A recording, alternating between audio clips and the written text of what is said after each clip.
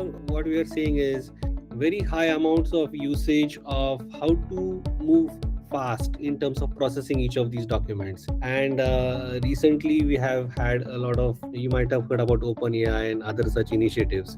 When documents are coming in, let's say normal claim processing document, how to process that claim extremely fast. You might have a junior person who is an agent who's talking to the insurance company.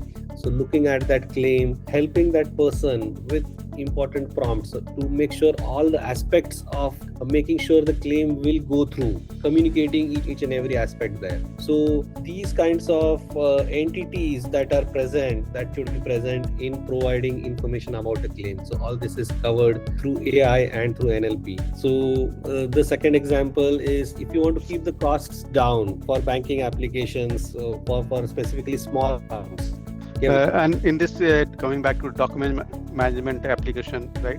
A typical workflow and where the opportunities to bring AI, right? And bring AI from a value of compliance, value of cost, value of business growth, right? So you receive an account payable invoice via sources like emails, etc.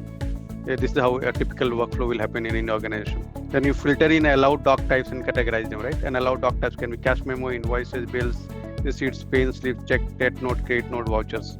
Now, when someone is sending these emails, today also when I send my invoice to my clients, in addition to that, I also attach my SOW, I attach my some email approvals, I attach my timesheet. Now, who would filter them, right?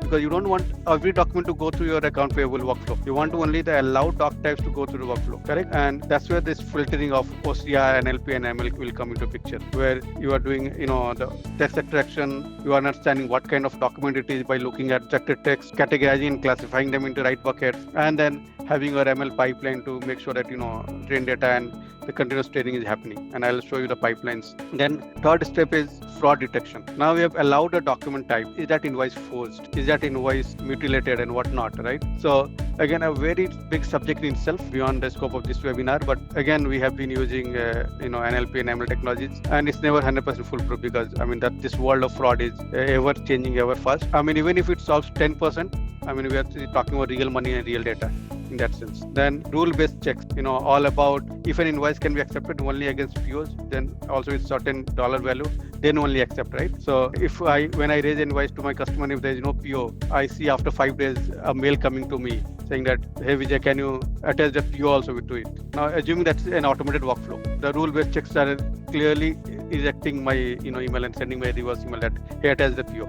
See the speed and see the whole efficiency. Then data entry into AP system. It can be anything. It can be Oracle, NetSuite, whatnot you are using. And then identification of errors after data entry, which is very obvious, which can be include lots or misplaced invoices, duplicate data, poor data entry, all this. Then approvals, payments, records, reporting, and analytics. Now in all these, the one which are in orange were done lot manual or lot in an isolated rudimentary way of doing things with some efficiency. We spotted them as an opportunity to innovate, bring in efficiency, compliance, and cost effectiveness. And these are the solutions that we are building for a customer. And I'm sure in any other workflow, you should be able to spot these areas and then figure out how to make it more compliant and better.